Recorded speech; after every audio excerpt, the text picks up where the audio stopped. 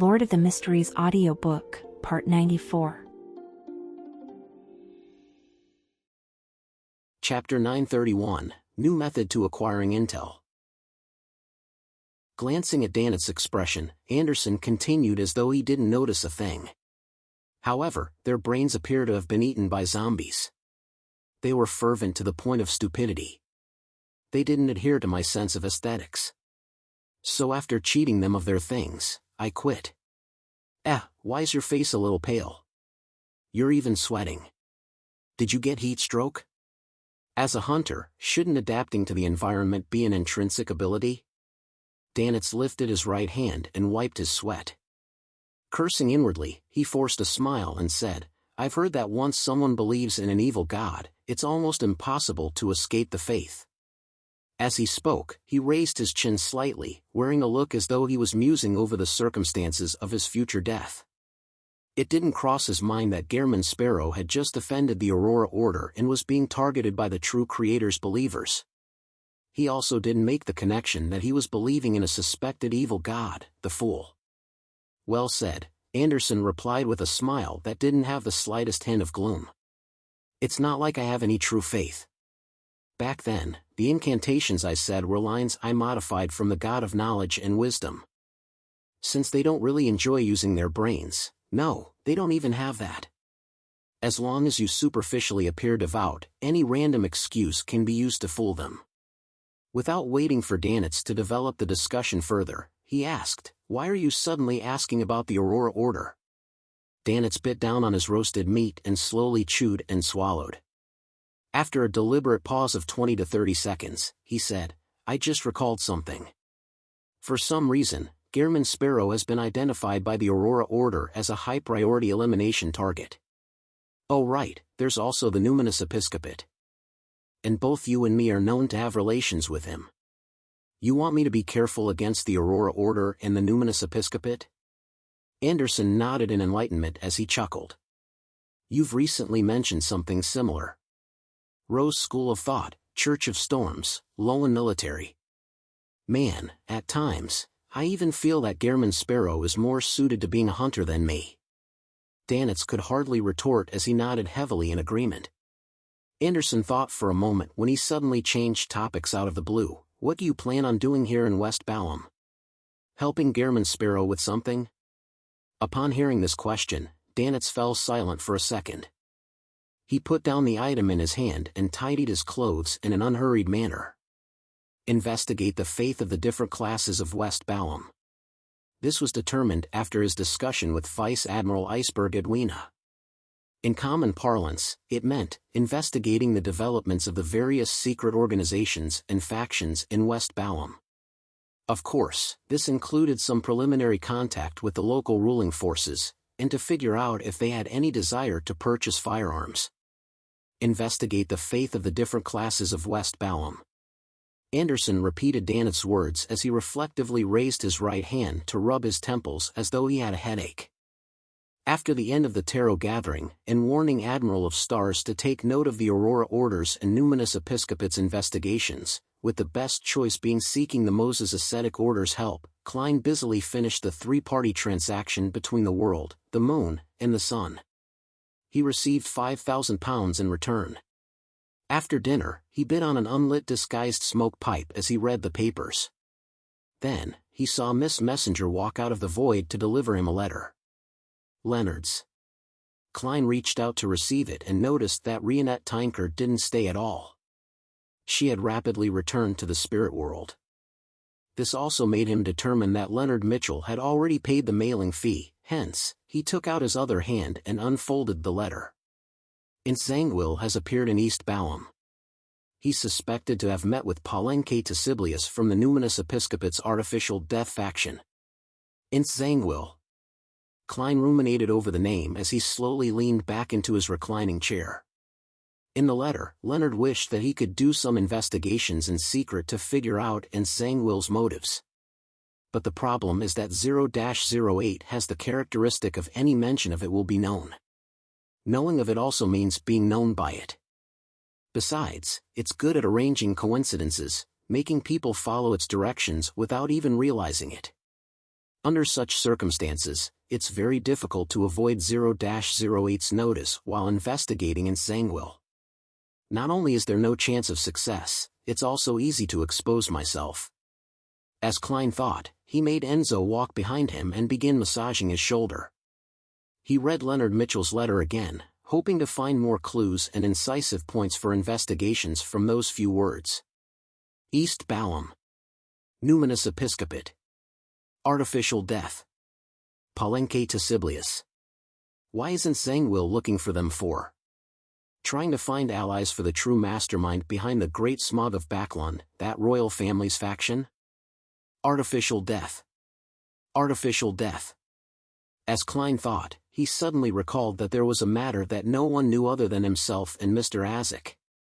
The Evernight goddess had preliminary gained control of the death pathway's uniqueness, in other words, artificial death. Presently, she was usurping, digesting, and wielding the corresponding authority. In other words, the Numinous Episcopate's artificial death faction's target of belief was, in a way, the Evernight goddess. After the authority was fully transferred and seized, they were bound to suffer a purge before slowly merging with the Church of Evernight. Or they might continue their work, making contact with the other Numinous Episcopate factions and other secret factions while unnoticeably cooperating with the Nighthawks. To Klein, this wasn't anything of importance.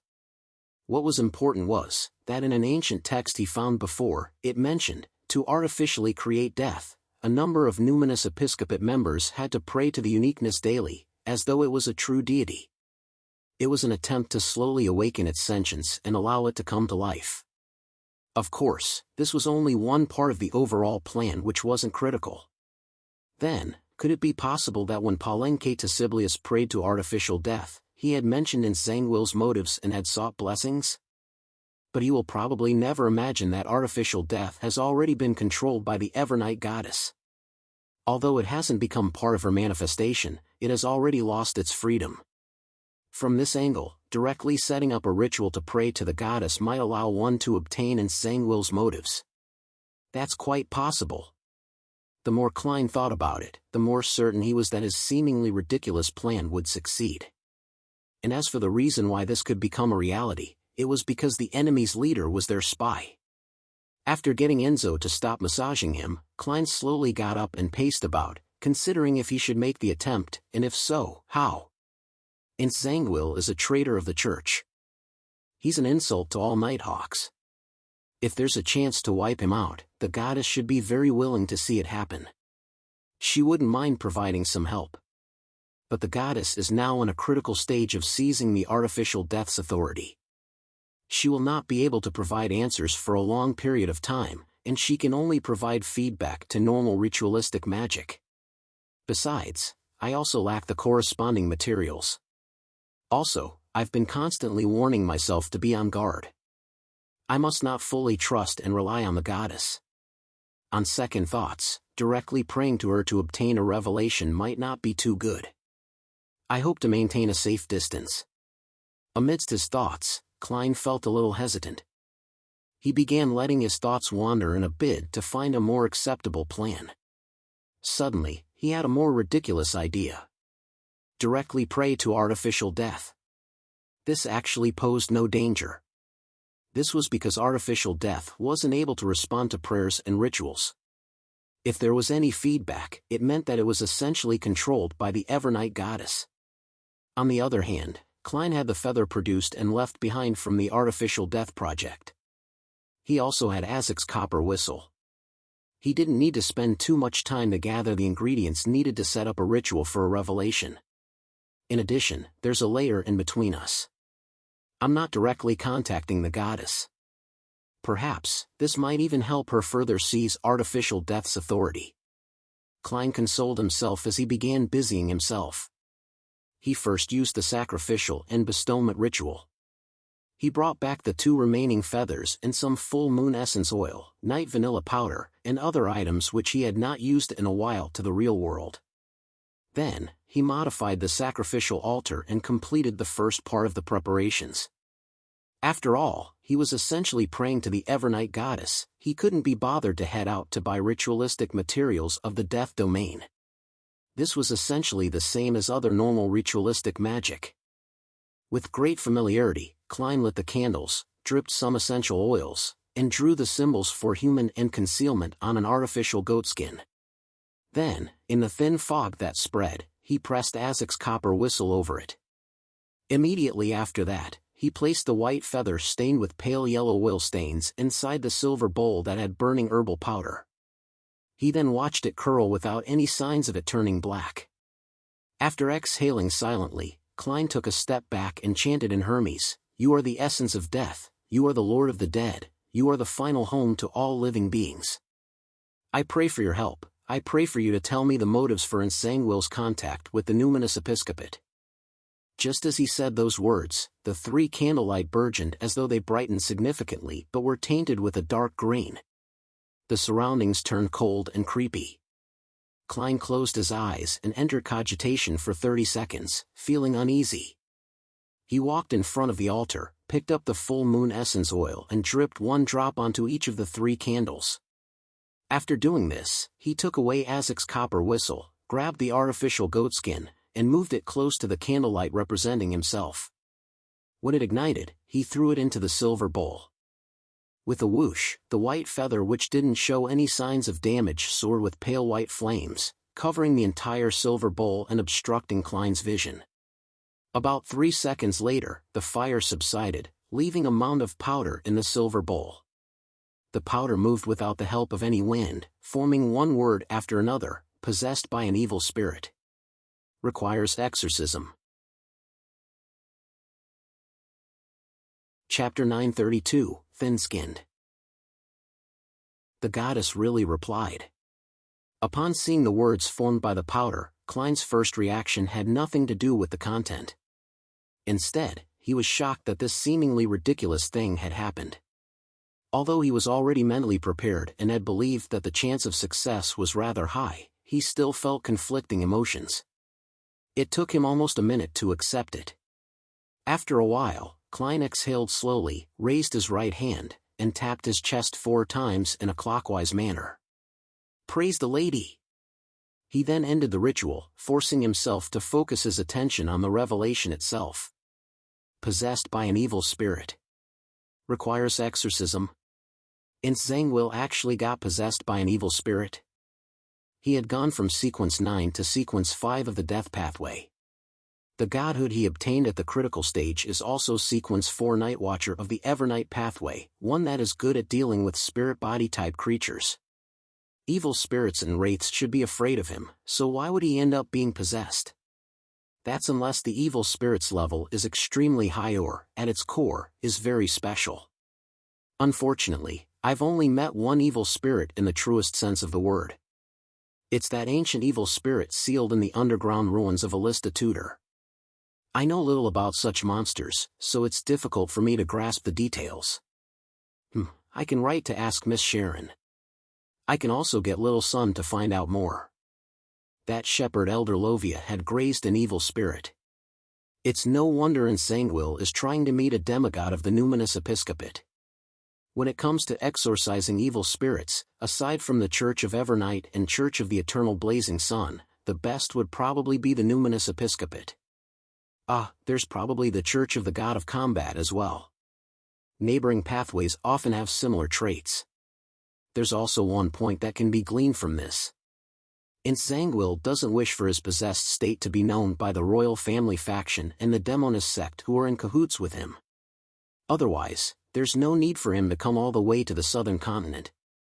The two factions existed before the 5th epoch, and they have a long legacy. It's quite unlikely that they don't have a sealed artifact that can remove or exorcise evil spirits. Even if they can't find one, getting the demonist sect to contact the numinous episcopate is definitely safer and more covert than getting Nsangwil to make the trip himself. As his thoughts raced, Klein unfolded a piece of paper and wrote, "The intel you have provided me made me connect certain clues from what I've previously gathered. And due to a particular great existence's help, this points to a clear conclusion. Nsangwil is possessed by an evil spirit, and he's seeking the numinous episcopate's help. Just based on this fact alone, we can make several useful judgments. Nsangwil will often manifest inconsistency in his words and actions. He will often deviate from his normal path, doing something we feel that is absolutely impossible for him to do, and to make mistakes we find incomprehensible. Before this problem is resolved, he will not stop having contact with the numinous episcopate. It might even become more frequent. Making investigations based on this might allow us to catch entangled by the tail. However, I believe we still wouldn't be able to lock onto him. The creation of coincidences from that grade 0 sealed artifact is insurmountable. Upon writing this, Klein couldn't help but recall his direct encounter with entangled. His own investigations didn't directly point to him, but it caused their ploy to nearly fail. Hence, entangled personally took action, sending a meteor falling from the sky in an attempt to kill Sherlock Moriarty so as to obliterate any clues. And he ultimately received Mr. Isaac's help and escaped the dire situation, forcing entangled to step into the limelight and expose himself. Back then, if Mr. Isaac had recovered to his former strength, entangled might already be dead. But to replicate such a situation and force him to appear before me is still extremely difficult. After all, back then, not only was there Mr. Isaac, a death console, and my use of the grey fog to foil the coincidences, there was also Trissy Cheek and the ring which was suspected to be a grade 0 sealed artifact. Without her suddenly escaping, entangled wouldn't have been forced to personally take action. Klein deliberated as he wrote, if we can figure out the origins and primary goals of the evil spirit, there might be a chance of the situation having a favorable change. After writing the matters regarding entangled, Klein's heart stirred. Just as he was about to mention something else, he stopped his pen after writing the first few letters. He raised his left hand and pinched his cheeks. He appeared to be in a serious dilemma and seemed a little embarrassed. After muttering silently a few times, Klein finally smoothly wrote the rest, even without that grade 0 sealed artifact's help. Entangled is an enemy you and I are unable to face head-on. We need to make plenty of preparations. If you can provide me with some worms of time, I can use them to create high-level charms that can deal with demigods. It's called a fate siphon charm. It can swap the fates of yourself and the target for a short period of time. Putting down his fountain pen, Klein didn't take a second look as he quickly folded the letter and seriously sealed it in an envelope. He then took out the adventurer's harmonica and a gold coin before summoning Miss Messenger. He got her to take away the reply letter to Leonard Mitchell, but this time, it wasn't addressed to 7, Pinster Street. Instead, it was directly sent to Leonard's present address. With Leonard having just written the letter, Klein didn't believe that he had moved out of Rionette Tinker's detection range. After doing all of this, Klein heaved a sigh of relief as he shook his head slightly. Requesting the help of others is really a difficult task. It's even more so for someone as thin-skinned as me. He quickly retracted his attention and once again modified Enzo's and Ludwell's appearances. After all, they had been seen by Angel of Fate Ouroboros during their exploration of Calderon City. During this process, Klein suddenly had an idea. He planned on sending them above the gray fog and using the Spirit World Plunderer's true soul body for a disguise.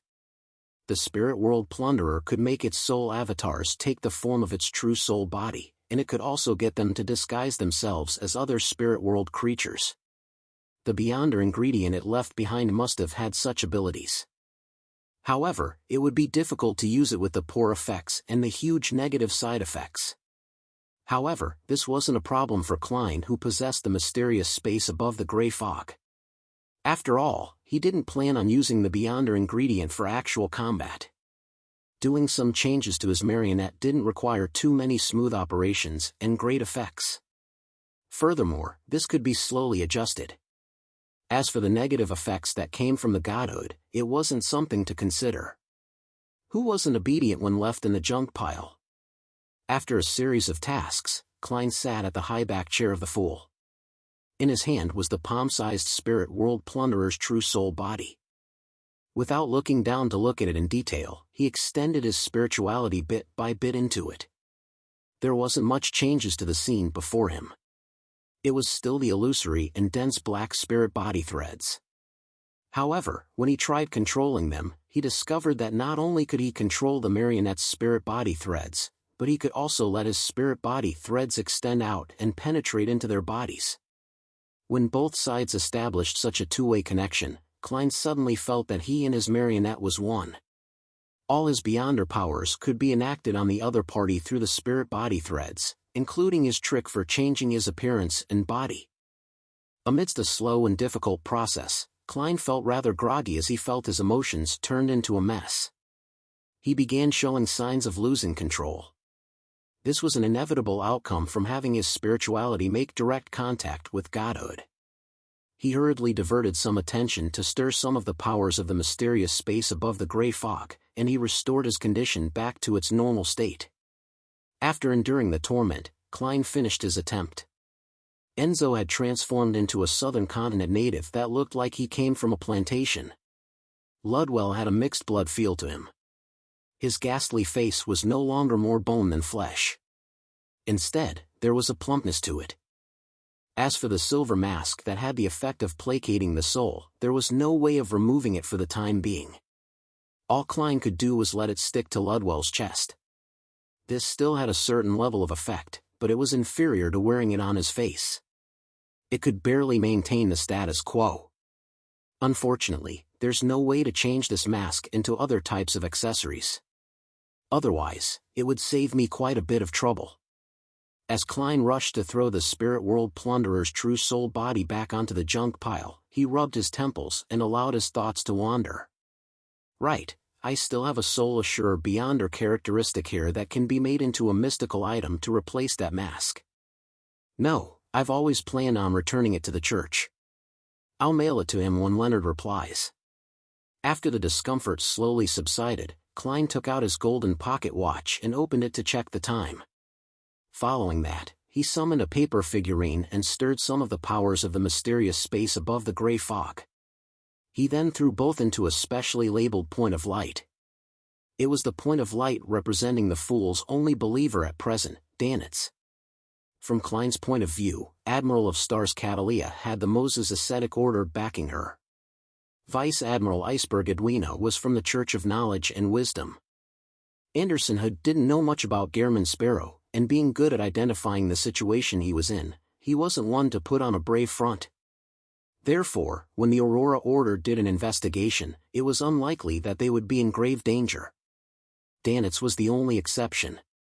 With him in West Balam and not able to return to the Golden Dream anytime soon, his lacking strength, and him often wearing the boxing glove that made him act rashly, it was truly worrisome. Due to this fact, Mr. Fool had to work a little harder. He gave Danitz a paper angel's embrace every day at a fixed time, so as to disrupt any divination or prophecies about him.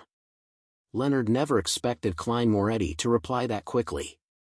With some level of incredulity, he opened the envelope and read the corresponding content. Due to a particular great existence's help. Is he referring to the Fool? Indeed, Klein's investigations into Ensanguil has already reached a significant depth. He has already figured out the truth the moment I mention the numinous episcopate. Possessed by an evil spirit? How did he end up being possessed by an evil spirit? How do we make use of it? Worms of time. This. Leonard quickly scanned through the last part of the letter as his expression suddenly became complicated. In his mind, Pallas Zoroast maintained his silence without saying a word. Chapter 933, Evil Spirit's Common Trait. After a while, Leonard cleared his throat and wore a smile without realizing it. He said with a suppressed voice, "Old man, Klein's. This suggestion seems pretty good. It's very, very viable. The effects should be quite substantial. Why don't you consider it? Didn't you mention that you would do your best to help me exact revenge? Ha, I thought Worms of Time could only be used for avatars and act as support." He subconsciously droned on while Pallas Zoroast remained silent the entire time. Only after a while did he sigh lightly and say, "I can only give you a maximum of 2 Worms of Time." Without waiting for Leonard to say a word, he added, "To exact revenge on a demigod who wields a grade O sealed artifact, the most important thing is still your own level and strength. Otherwise, you won't have a chance of using it even if you have a high-level charm. Leonard wiped away his smile and nodded seriously. I'll do my best digesting my potion. If you finish digesting it and fail to accumulate enough contribution points, I'll help you seek out the Beyonder ingredients needed for Spirit Warlock. As for only having 2 worms of time, he wasn't disappointed at all. It was already a bonus. Just getting 1 was a great boon. Having 2 meant that he and Klein could split it, each of them having 1 Fate Siphon charm.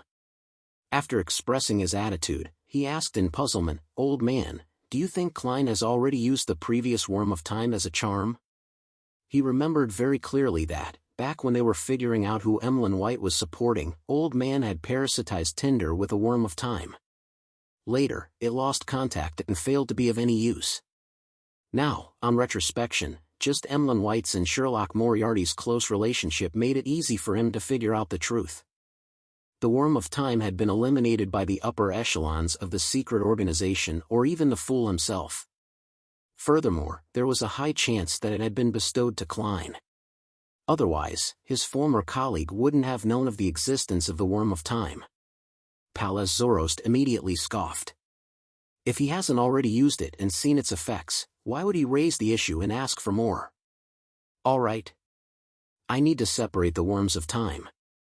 This will make me fall asleep for at least 2 weeks. If you have any questions, find someone to answer them by yourself. With that said, not giving Leonard a chance to raise further questions, he scattered his spirituality and created a blob of light that hung high inside Leonard's mind as though he didn't wish to speak. Leonard's instinctive response was to chuckle dryly. He focused his attention back onto the letter from Klein Moretti as he carefully read it again. Possessed by an evil spirit. The origins and primary goals of the evil spirit. I don't know much about evil spirits. Nothing comes to mind.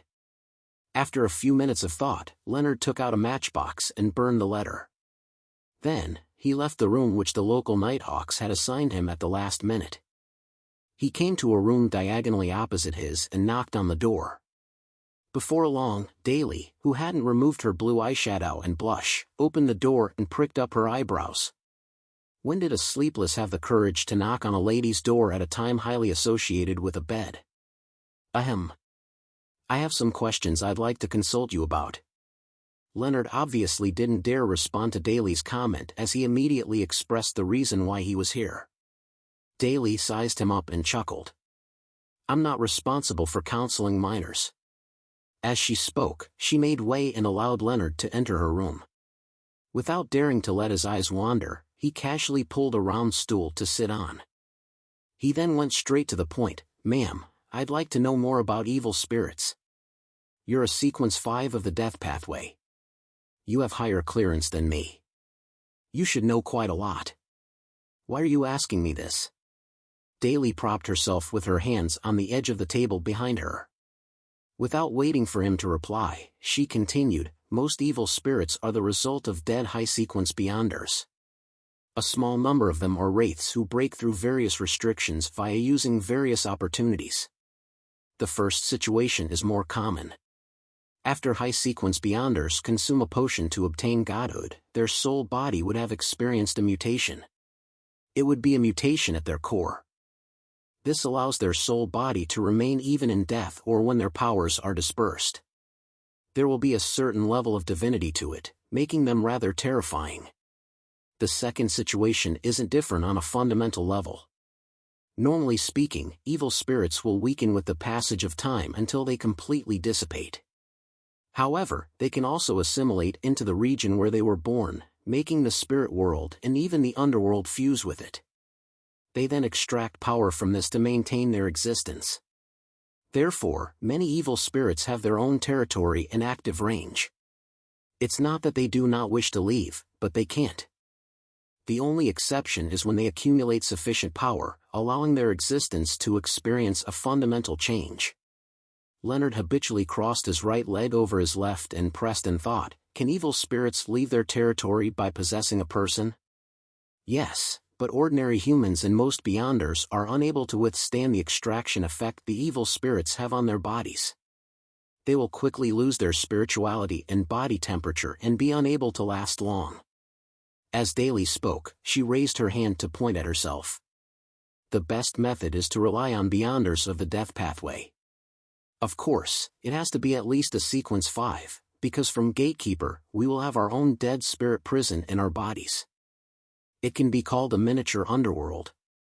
It can provide an evil spirit with an adequate environment for their existence. Once you become a spirit warlock, you will also have similar powers. However, it will be more about sealing and sleeping than an internal underworld. Heh, those natural spirits and wraiths are truly troublesome when they come in and out. In Sangwill's sequence 5 is Gatekeeper. It's no wonder that the evil spirit can possess him for long periods of time. Or could it be that he failed at an attempt to enslave an evil spirit? Leonard's thoughts opened up as he immediately made connections. He deliberated for a few seconds before asking, what sort of needs does an evil spirit have? Needs? Singing? Dancing? Poetry? Men? Women? The sea of stars? Daly returned with a question, amused. Leonard realized that his usage of words was problematic as he awkwardly ruffled his hair. I mean, what desires will an evil spirit have? That depends on what it desired while it was alive. Typically speaking, the remnant spirit will inherit the original obsessions, without being able to balance it rationally. If it were you, that evil spirit might attempt to write poems, imprison a group of spectators, and seek acknowledgement. Or it will do things in an ostentatious manner like the protagonist of a play, Daly joked. However, regardless of what it was while it was alive, as long as one becomes an evil spirit, they commonly desire 2 things. What are they? Leonard turned attentive. Daly shot a glance at him and said, first, it's to feed on the souls of living creatures. This can pleasure them, an innate pleasure that stems from the need to maintain their existence. In addition, a large number of souls will allow them to escape the restrictions of their territory and active range. It will replace the power provided by the spirit world and underworld. Second, it's to seek out beyonder ingredients from their pathway while they were alive. Through this, they could create another foundation. At a certain stage, the evil spirit would no longer need to draw on the powers of the spirit world and underworld. They would no longer be restricted by their territories or active range. In a sense, they would have transformed into a special spirit world creature. Leonard seemed to realize something as he thought. This also means that evil spirits can consume sequence potions? No, sequence potions are created for human consumption. They reduce the risk of losing control. To many supernatural creatures, there's no need to do so. They can directly consume the ingredient raw. It's especially so for evil spirits. Their obsession, cruelty, ferociousness, and penchant for souls make them half crazy to begin with.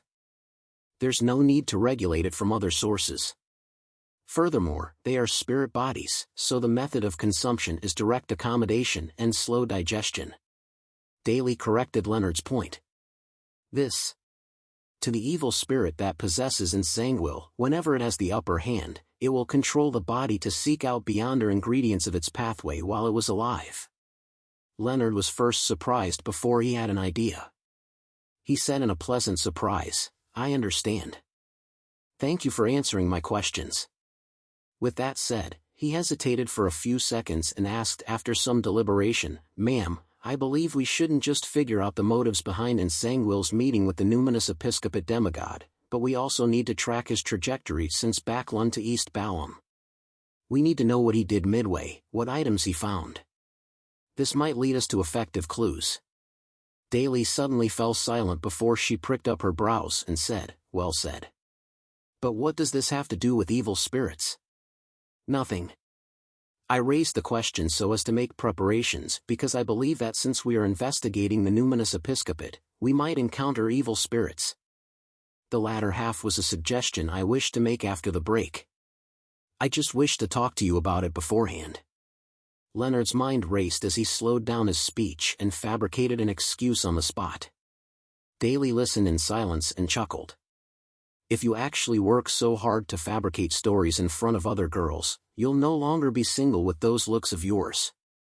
Unfortunately, I'm not a clueless girl. Alright, there's no need to explain further. Leave.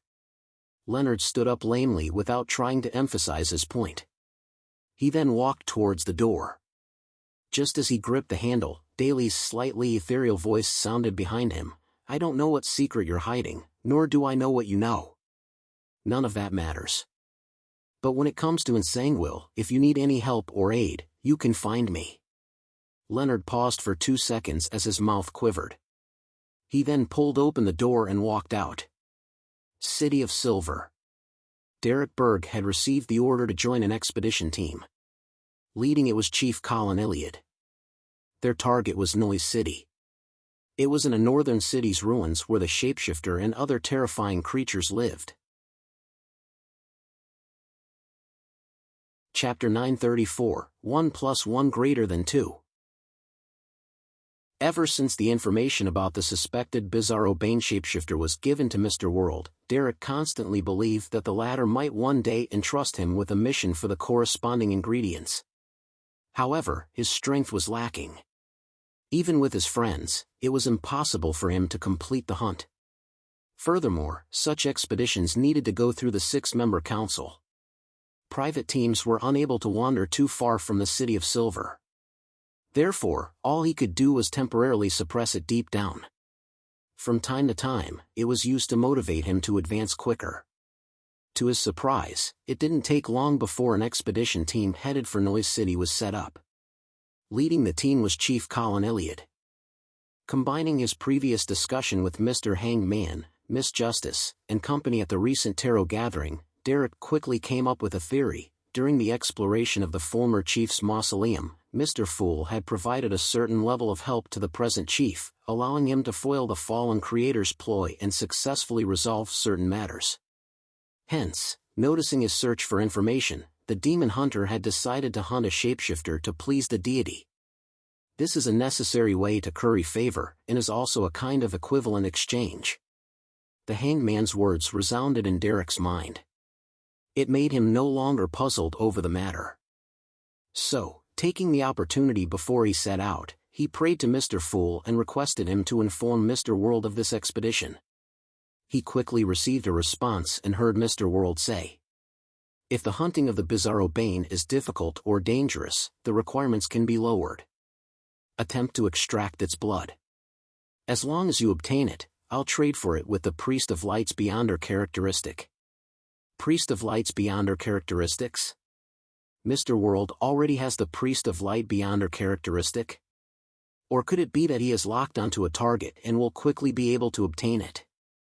With the chief's strength and the teamwork of the expedition team, there's a high chance of success if it's just extracting the blood. Derek felt relieved as he held Thunder God's roar and left his residence, heading straight for the training field. Just as he arrived at his destination, he saw Chief Colin Iliad. The latter carried 2 swords on his back. He was tall and staid, leaving anyone who saw him at ease. And beside this demon hunter was another person. She was wearing a black robe with purple patterns, and she had long, curly, silver-gray hair. Shepherd Lovia. Lovia, who was apparently participating in this expedition, turned her head as her pale gray eyes reflected Derek Berg's figure. However, there was only calm in her eyes. Derek felt a baffling sense of alarm as he involuntarily slowed down his pace. East Balam, above the gray fog.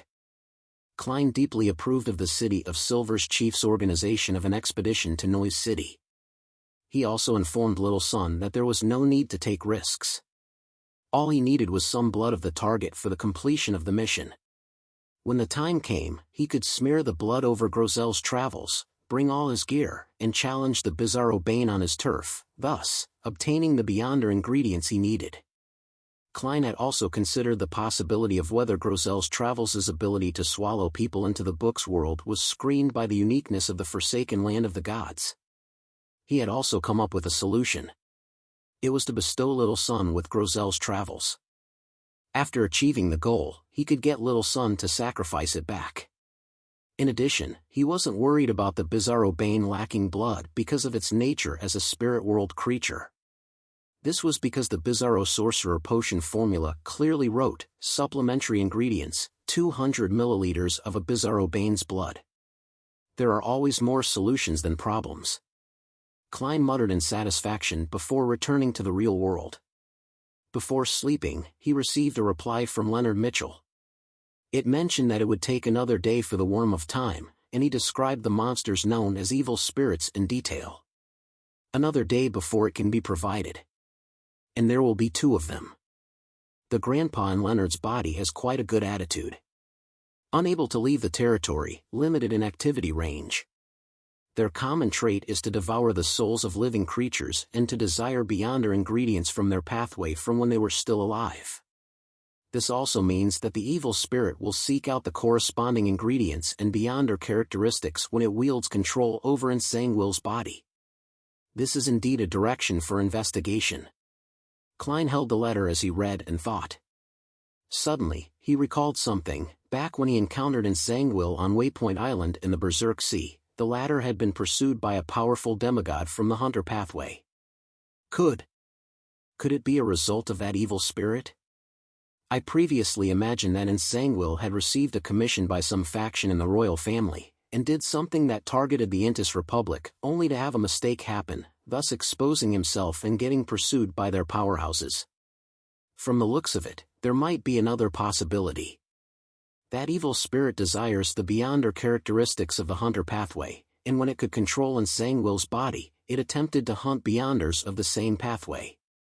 This might have succeeded or failed. In short, the result was that he was targeted by a powerful demigod from the Hunter pathway. He pursued him the entire journey with his intuition as a hunter. The more Klein thought about it, the more convinced he was that his theory was close to reality. This was the only way to explain why Nsangwil, who wielded 0-08, was discovered. At this moment, Enzo and Ludwell were kneeling down, massaging Klein's legs.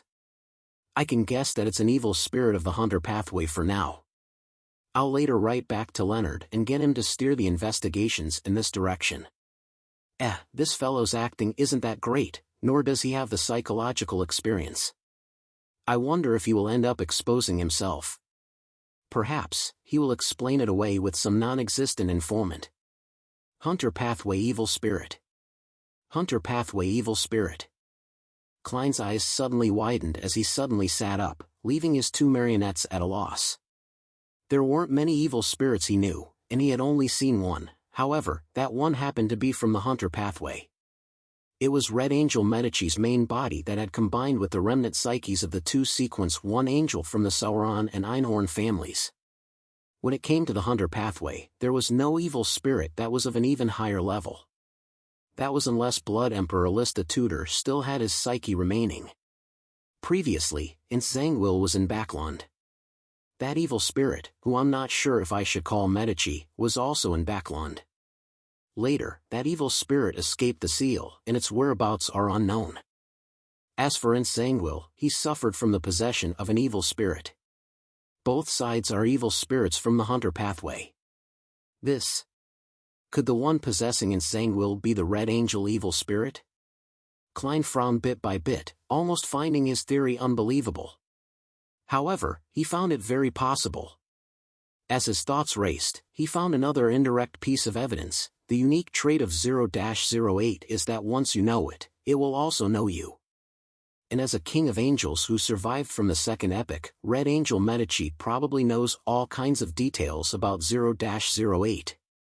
In other words, as long as the evil spirit attempted to recall anything related to 0-08, 0-08 would know of it and establish a connection. Right, there was that sentence, pleasure working with you. No way. But the problem lies in the fact that I previously suspected that evil spirit to have one Sequence 1 characteristic.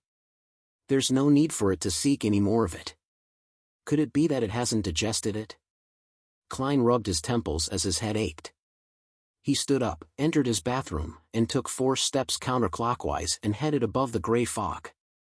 Just as he sat down, he conjured a pen and paper and wrote the following divination statement. the one possessing Entangled is the evil spirit back in the underground ruins of Alista Tudor.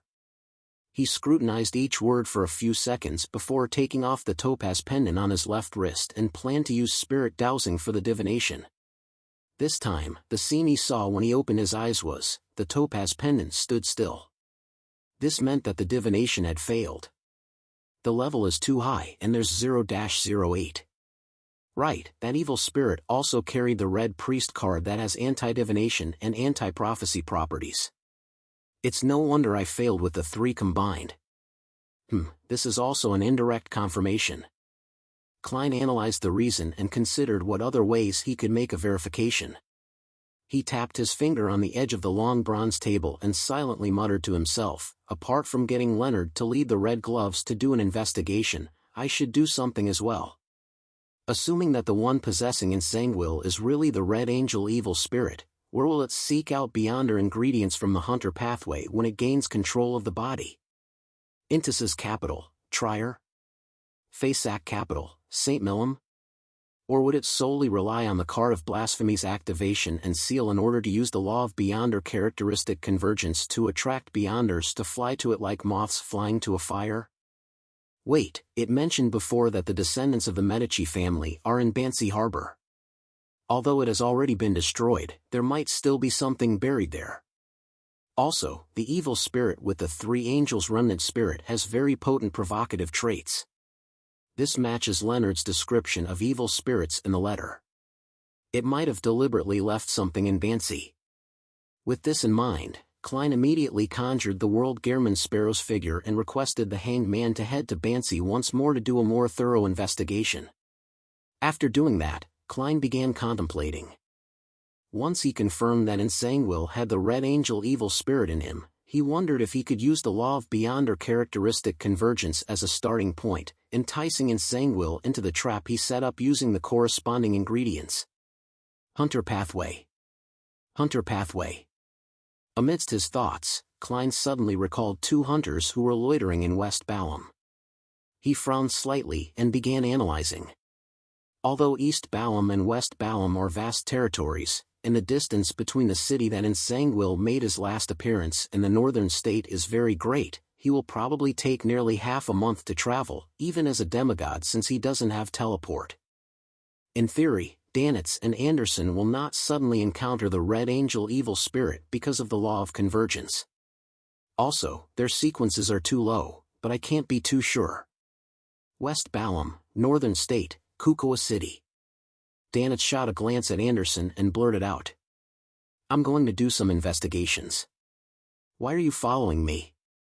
Logically speaking, shouldn't you head back to the fog sea at Barons Harbor? Chapter 935, Meeting Up. Anderson, who was enjoying a piece of cream cassava bread, looked up at Danitz. Seemingly in thought, he said, I'm not sure why, but I don't wish to leave West Balham. Ha!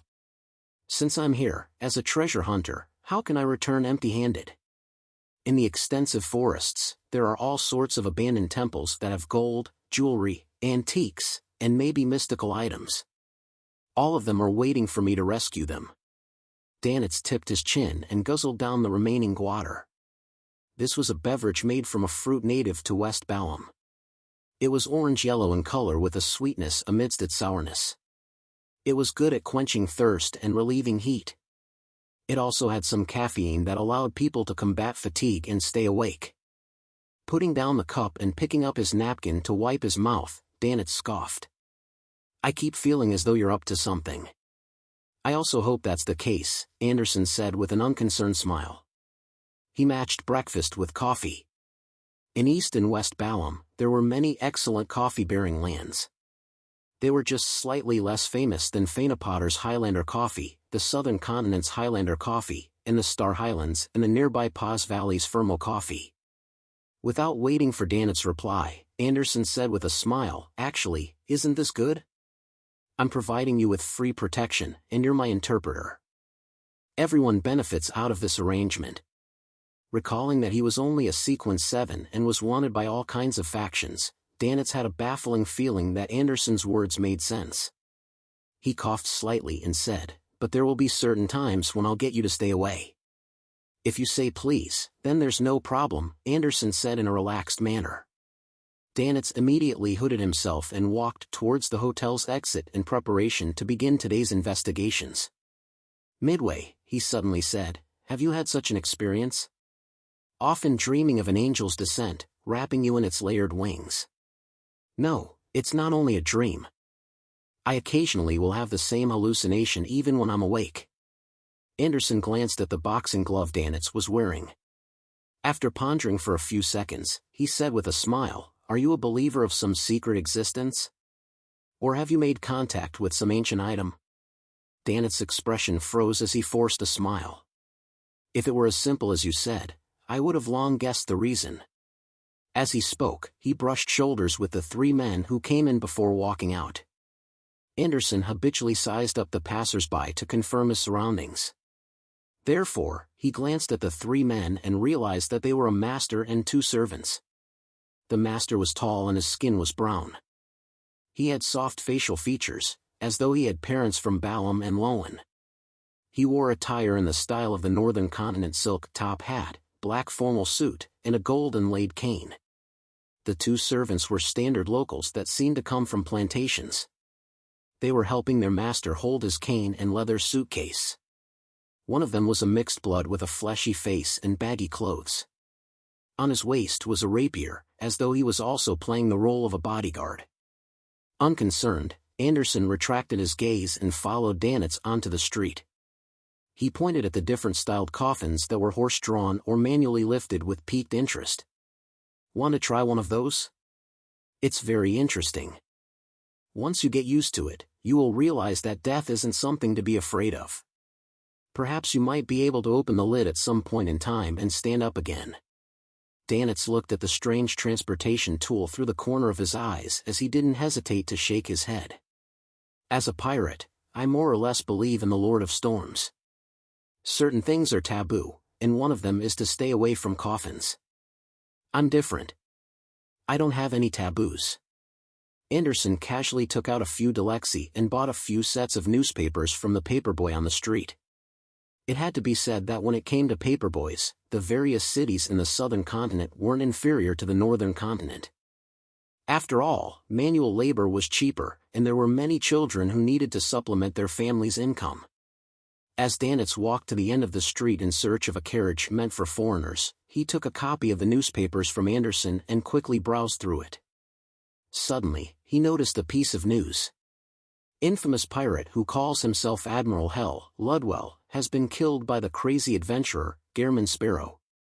His Black Tulip and entire crew has been taken over by Morella, who claims to be Death's envoy. This. Danitz's mouth turned slightly agape, and he was hardly able to close it. He finally understood why Gehrman Sparrow wanted him to be careful of the numinous episcopate. This lunatic had actually killed the strongest of the 7 pirate admirals, Ludwell. About 10 seconds later, Danitz handed the newspapers to Anderson with a dazed expression. "Take a look at this." Anderson received the newspaper with a smile and quickly scanned through it. After a brief silence, he whistled and chuckled. "That fellow likely has a new nickname, Pirate Admiral Nemesis." Danitz didn't dare to nod as he pointedly said, "Back when I first met him, although I already found him terrifying, I never expected him to be this terrifying." At this moment, he recalled his early attempts of recruiting Gehrman Sparrow as a sailor of the Golden Dream. And while they left the hotel, Klein had already taken up residence in a luxurious room. He was standing by the window, watching the 2 hunters who were being flippant while walking.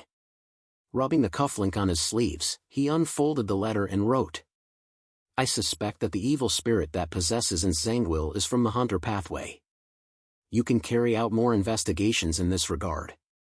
Along with this letter is a soul assures beyond her characteristic. It comes from a pitiful person who was grazed. I liberated him and promised to return his characteristic to the Church of Evernight." In East Balaam, having just prepared to join the morning meeting, Leonard suddenly saw the angel messenger who wielded 4 blonde, red-eyed heads appear before him. Already used to this, he received the letter and opened it and gave it a glance.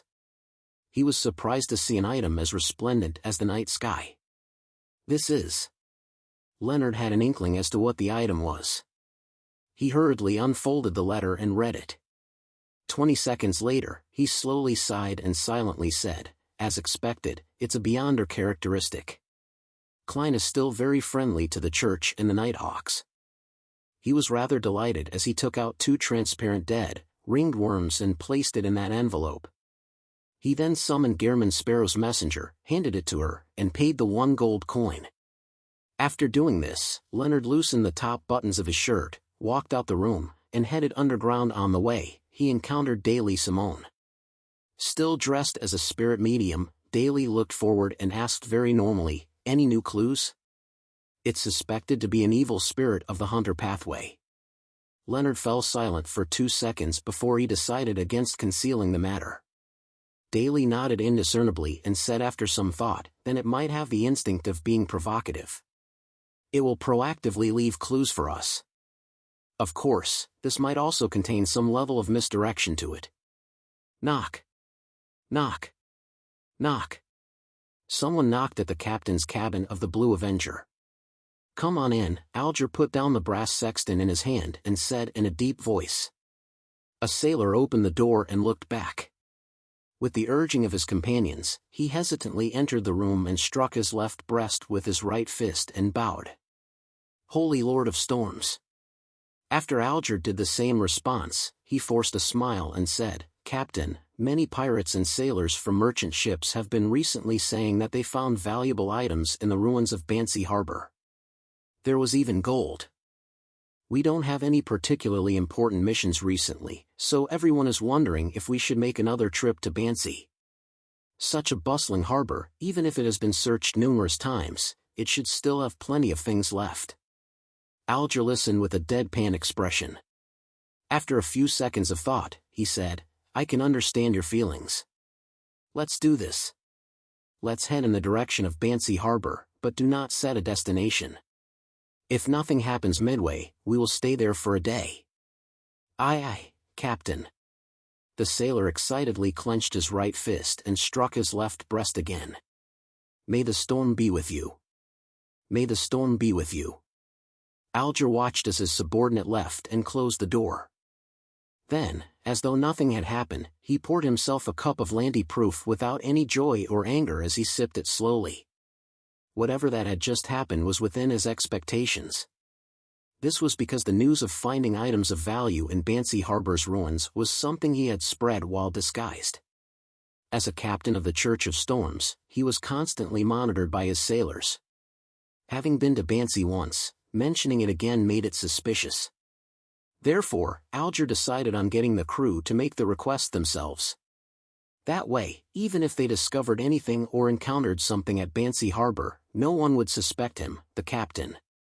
To the sailors, especially sailors who had just spent all their money in Byam, any news or rumors with sufficient allure would stir their hearts the most. Alger knew this very well. In addition, the Blue Avenger had stayed in Byam for too long. If he hadn't set sail, it would also be suspicious. As for monitoring Artisan Sealf, it was naturally left to the Hermit Catalia.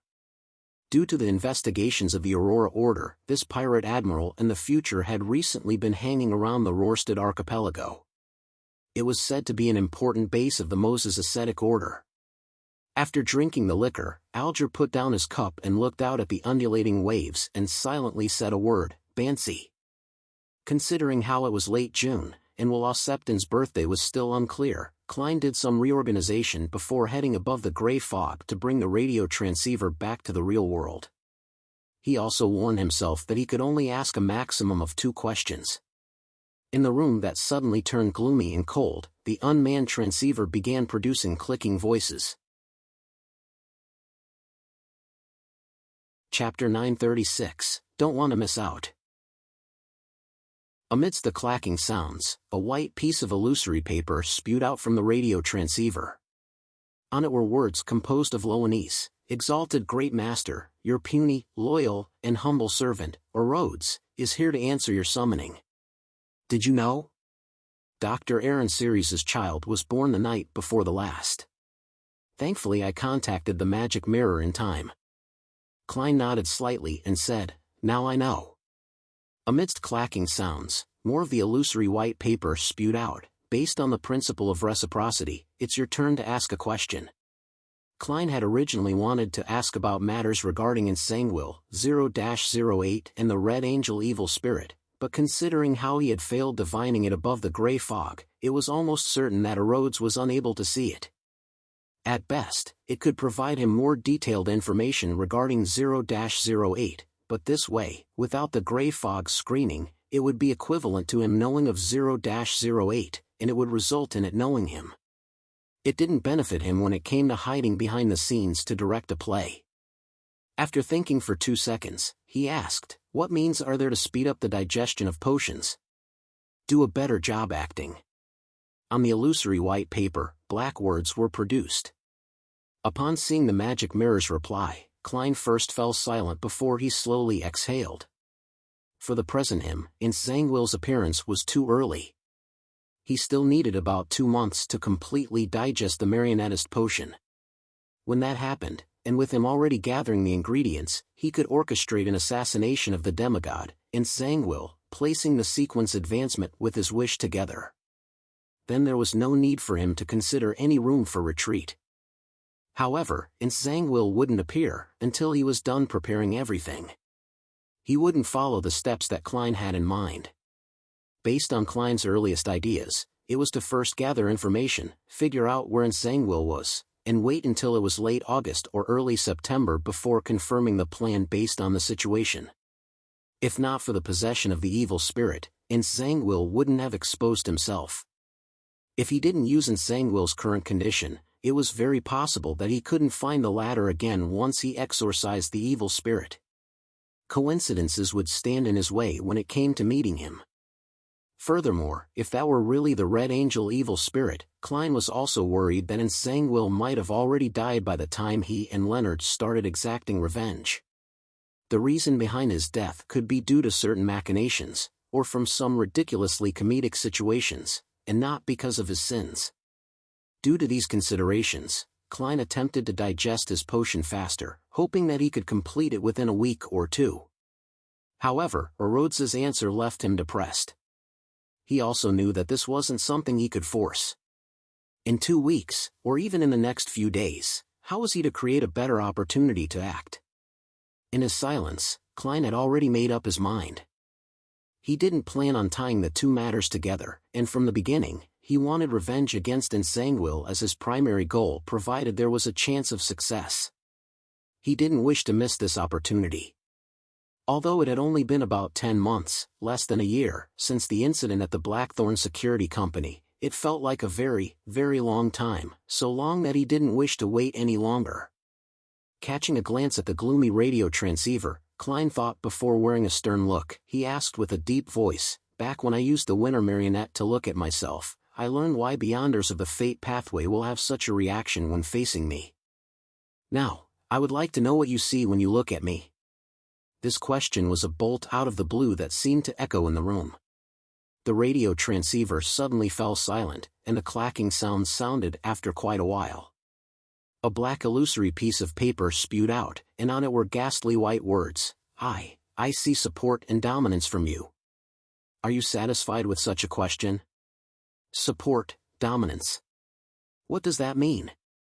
Klein had planned on pressing on, but he believed that Rhodes was unlikely to explain it too clearly because it lacked the required knowledge. Realizing that the mother tree of desire was about to find him if he kept this up, he nodded and said, "Acceptable. That shall be all for today. You may return." The clacking of the radio transceiver became increasingly brisker as the paper that appeared was white again. "All right, great master, goodbye. Your loyal and humble servant, Rhodes, is constantly at your service." This time, the magic mirror seemed to forget to add a hand-waving drawing. That was quite a quick escape. Klein mumbled and immediately took 4 steps counterclockwise and entered above the gray fog. He conjured the world Gehrman Sparrow and informed the hermit Catalia that the mythical creature blood she needed was ready. She was to provide the means to regain a certain amount of strength during one's weak stages as quickly as possible. Before long, Catalia set up a ritual and sacrificed an item to the fool and requested this mighty existence to hand it to the world and tell him that the principle of the item's effect was to temporarily borrow a portion of one's strength from their former self. This sounds familiar. It sounds like the powers of the Seer Pathways Sequence 3 Scholar of your. The fool Klein was surprised as he picked up the item that Ma'am Hermit had sacrificed. It was like the end of a cane with a long transparent gem embedded on it. It was carved with complicated, mysterious, indescribable, three-dimensional symbols and magic labels. Klein recognized two of them. One was the incomplete pupilless eye, and the other was the incomplete contorted lines. Could this be an item that really points towards Sequence 0 the Fool? But isn't it a little too complicated? This cane feels really familiar. It's like the crystal ball little son had used when he prayed to me. Could it also correspond to another crimson star? Klein looked out the ancient palace with an odd expression, but all he saw were illusory stars suspended in the infinite gray fog without any signs of abnormality. With the fact that such items were one-use items like charms, he abandoned the idea of experimenting with it. All he could do was summon some paper from the junk pile and seriously record down the complicated and abnormal symbols and magic labels on the cane. Lowen Kingdom, Backlund, Dr. Aaron's residence. A maid was inside the master bedroom, taking care of a soundly sleeping infant. Downstairs, the banquet which had many guests attending had reached the midway mark. Suddenly, in a corner, three figures quickly materialized. Leading them was a man in a silk top hat, black formal suit. He was none other than Klein Moretti, who hadn't disguised himself. He tossed out a charm and muttered an ancient Hermes term, crimson. The dark red flames flashed, and amidst the light explosion sound, soothing powers emanated out. The maid fell asleep instantly, collapsing onto the bedside into a deep sleep. Klein made his two marionettes stand in their spots as he walked to the infant's cot and cast his gaze inside. It was a child wrapped in silver silk. His skin was very fair, and he was fleshy with layer after layers. This infant showed no fear towards the stranger as he looked straight at Klein with his eyes wide open while sucking his fingers. Ahem. Klein couldn't help but smile as he took off his hat and bowed. Congratulations on being born. You should say that to my parents. The infant pulled out his fingers and spoke with a bright voice that didn't match his age. Klein chuckled and didn't harp on this meaningless topic with the snake of fate. He went straight to the point. I brought the method that allows you to regain a certain amount of strength during your weak stages. You can now give me that drop of placenta blood. Will Septon opened up his fleshy palms and said, "Let me take a look first." How do you know that the method is an item? Klein couldn't help but ask in puzzlement. Will Septon scoffed. An intuition of fate. It's like you didn't say a thing. Klein moved the cane from behind him forward and handed it over. The infant held it tightly and glanced at it twice before raising its voice. This can only be used once. That's right. Only once. Is that a problem? Klein deliberated and said, with your level and abilities, you can completely replicate the symbols and magic labels engraved on it, and then prepare the corresponding ingredients to hold the correct ritual. Wouldn't that allow you to use it multiple times? Will Septon suddenly cut him off. All right, I accept it. Remember, you were the one who suggested it. Klein was momentarily a little dumbfounded, but he also seemed to realize something. He had a vague feeling that, despite him being here to take advantage of a baby, it ended up as the baby taking advantage of him. Yes, I was the one who suggested it. He finally drew a breath and nodded earnestly. The baby's plump face revealed a smile as he spread open his other hand. I've already prepared it for you. A total of 2 drops. 1 drop is for the transaction, and the other drop is your commission for facilitating this transaction. There's a commission? Klein was delighted as he hurriedly looked at Will Septon's palm. There were 2 drops of silver blood there. Each drop appeared to have countless, minute, aloof, illusory wheels spinning. They formed a belt that had its head connected to its tail. Just one look at it made Klein seem to lose his ability to think. He felt all his thoughts repeatedly appearing in his mind. He hurriedly shook his head and took out the iron cigar case which contained Azek's copper whistle. He then placed the 2 drops of Snake of Fate blood, which had clearly been sealed, inside. "Thank you for your generosity," Klein said sincerely before asking, "Can this be used to make a charm?" The baby sucked his fingers and said, "Of course. As for the exact symbols needed to be carved, you have already seen those. You are free to choose a combination. Whatever you get will all depend on your luck." Klein nodded and asked again, "Who should I pray to?" "You're probably unable to respond to relatively high-level rituals for the time being. And praying to Ouroboros is bordering on being a provocation. Do I pray to a sequence 2 Angel of the Fate pathway? But I don't know their honorific names." Will Septon immediately grinned. "There's a more convenient method." "Who?" Klein pressed in delight. The baby replied with a giggle, "Empress of Misfortune and Horror." Chapter 937, several days later. Empress of Misfortune and Horror. Isn't that the goddess? That's right, misfortune includes bad luck, a part of fate. The goddess has the corresponding authority and can naturally give a response. By giving this suggestion, doesn't it mean that, in Will Septon's eyes, he has always suspected that I'm Evernights blessed, it's just that I didn't notice it myself.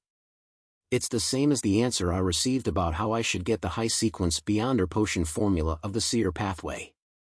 He is even more certain after what happened at St. Samuel Cathedral.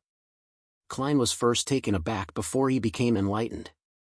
As though he was muttering to himself, he said, "If I were to pray to the goddess, no matter what symbols I choose, the final product's effect will likely be inclined towards the domain of bad luck." "That's common sense," the baby wrapped in silver silk shouted. After obtaining confirmation, Klein felt more certain as he said with a smile, "Are you still named Will Septon?" He was very curious if he changed his name after being born. "If you like it, you can continue thinking so. However, my full name has already been changed to Will Series," the baby replied indifferently.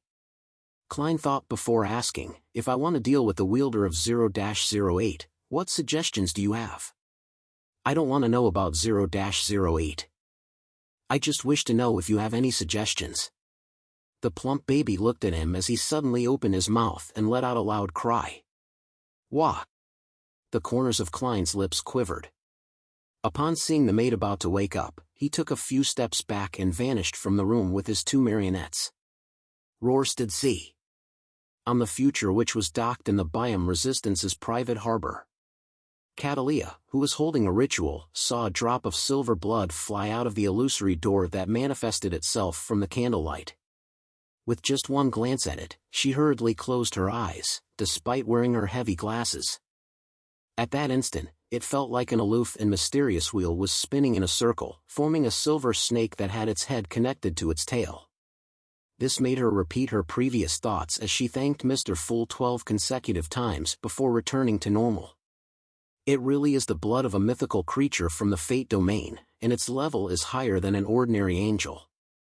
Catalia ended the ritual in delight, and she took out a container she had prepared ahead of time, placing the drop of silver blood inside. After obtaining some information on the monster pathway from Queen Mystic, and learning the existence of Angel of Fate Ouroboros from Mr. Fool, she quickly came up with a guess as to who the blood belonged to. Perhaps it's the one from the Life School of Thought.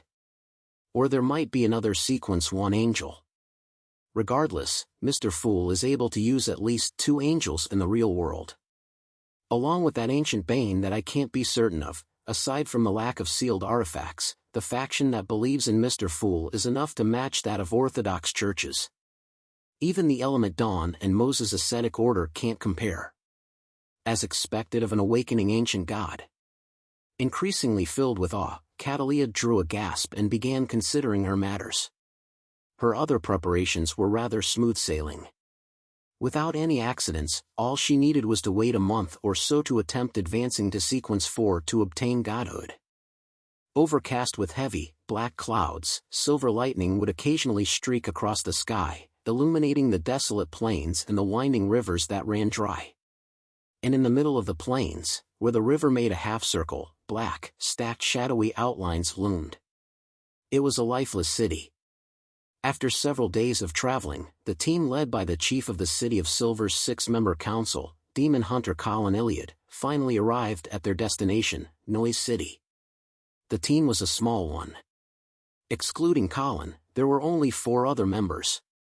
They were the 6-member council elder, Shepherd Lovia, 2 Sequence 5 guardians, Leger and Gomlin, as well as Sequence 6 notary, Derek Berg. The overall strength of the team wasn't weaker than a complete expedition team, it was perhaps even stronger. According to Colin Iliad, this was because Noise City was filled with monsters, making it very dangerous. Shapeshifters were adept at disguises, and they enjoyed making use of the trust between teammates. Therefore, the smaller the expedition team, the better. And since there were fewer people, there was undoubtedly a need to prepare it with a stronger team. As they watched the city in front of them, which was covered in mist, one that couldn't be lit up despite the lightning, demon hunter Colin drew the 2 swords on his back. Unhurriedly, he slathered a silver-gray ointment on one and a golden liquid on the other.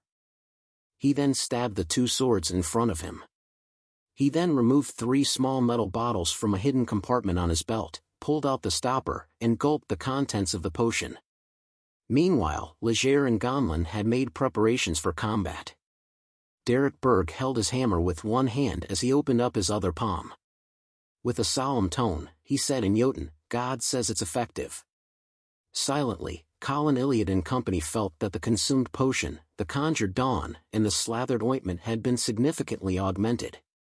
Right on the heels of that, concentric rings of warm light emanated out, endowing the expedition team with courage and strength. After Derek used Holy Oath to boost his agility, Colin shot a glance at Lovia, who was holding an animal hide lantern and standing silently observing. He then turned his head to point at the perimeter of Noise City, which was more than 10 meters away. He said to the teenager, who was once again a little taller, "Use your ability to light up the streets ahead." After saying that, he surveyed his surroundings and added, "Once we enter Noise City, make sure we do not separate." A few days ago, I had already introduced the more active monsters that hide away in the darkness in this region. All of you should be aware of how separating will be utilized by the shapeshifter. Gomlin was a beautiful, female warrior who was 2.4 to 2.5 meters tall. Upon hearing that, she thought and asked, "Then, should we make use of this to hunt the shapeshifter?" "It's best that we do not do so. It's just too dangerous. Also, it's very easy to end up killing our own teammates or end up becoming lost in Noise City forever," the grizzled Colin Iliad seriously warned. Derek looked at the silent city that was cloaked in thin mist as he subconsciously asked, "Your Excellency, was this city also under the giant king's court?" "Yes, but it's very close to a kingdom ruled by another ancient god," Colin answered patiently. Holding 2 iron-black poles, the 2.4-meter-tall Leger pressed with intrigue, "Which ancient god?" "King of demonic wolves, the Annihilator, Fleegria." "Is that so?" Derek remembered the chief's introduction, took a step forward, and extended his arms. Pure, radiant sunlight emitted from his body, illuminating the either collapsed or rotting buildings, the grayish-white stone-paved streets, and the extremely silent city perimeter. Derek and company saw figures appear on the streets. They were either wearing linen robes or animal hides, as though they were busily going on about their day. Upon sensing the sunlight's illumination, they silently turned their heads in unison and looked at the City of Silver expedition team. Bancy Harbor at night would occasionally have ravens or other birds calling out. It accentuated the gloom and deathly silence of the ruins. Even the sounds of crashing waves were unable to wash away that feeling. As believers of the Lord of Storms and crew members of the Blue Avenger, the sailors were bold, especially when they believed that there might be gold or valuables hidden within the collapsed buildings. It spurred them on, sapping away any fear that might exist. The moment they arrived, they rushed down the ship and began searching the area in groups of 2 or 3. Alger didn't follow them as he strolled through the ruins alone, in search of any marks that appeared after Bancy Harbor's destruction. As he walked, with him wearing the whip of mind ring and having the blade of poison slung by his waist, he came to a collapsed building with crumbling walls and a door that was only a few pieces of charred wood. If I remember correctly, this was the telegraph office of Bancy Harbor. Alger nodded slightly as he approached and did a slight inspection. He then saw a relatively empty area amidst the rubble. The ground was parched black with two blood-red silhouettes. It was as though two people had been lying there, only to be squashed flat. And this had been months ago, yet the two streaks of blood remained fresh, as though they still contained some degree of vitality to it. Alger's forehead throbbed as he felt as though he could imagine the vileness before Bancy Harbor was destroyed. He swept his gaze and suddenly saw a picture engraved on a crumbling wall beside the two blood-colored figures. It was a spot that the moonlight could hardly shine onto. The picture was very simple, and it wasn't even colored. It was of an armored monster with a squid's head that wielded a trident. Lightning swirled around it as waves surged at its feet. Behind it was a cape formed by bird feathers. Alger's eyes widened suddenly as he felt a tumultuous storm rage within him. He recognized who the monster was representing because the sun had once depicted it before. It was the warped version of the Lord of Storms according to Rose Redemption. And could this picture's appearance implied that a Rose Redemption member had previously come to Bancy Harbor, and they had drawn this picture after the building collapsed? Otherwise, it was impossible for the mural to not be damaged. It happened to fill an abnormal, crumbling wall. This should be what the world wanted me to find in Bancy Harbor. He's pursuing Rose Redemption? Alger muttered silently to himself as he raised his right hand.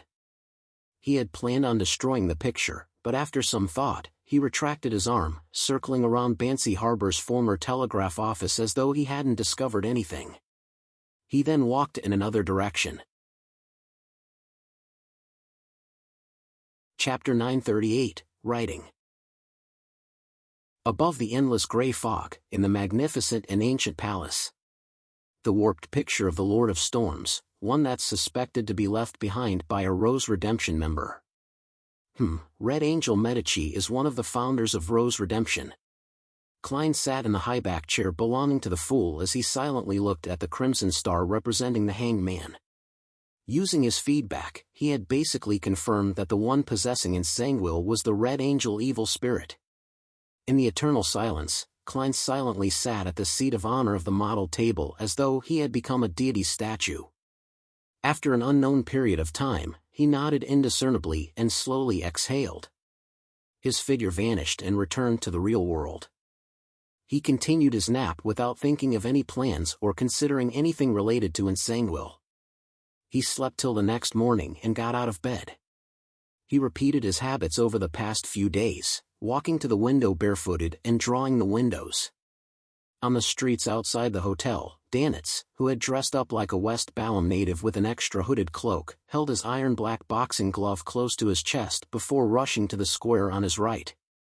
Based on his previous report, Klein knew that he was meeting one of the local ruling factions today to understand their stance on the arms deal. Anderson didn't follow.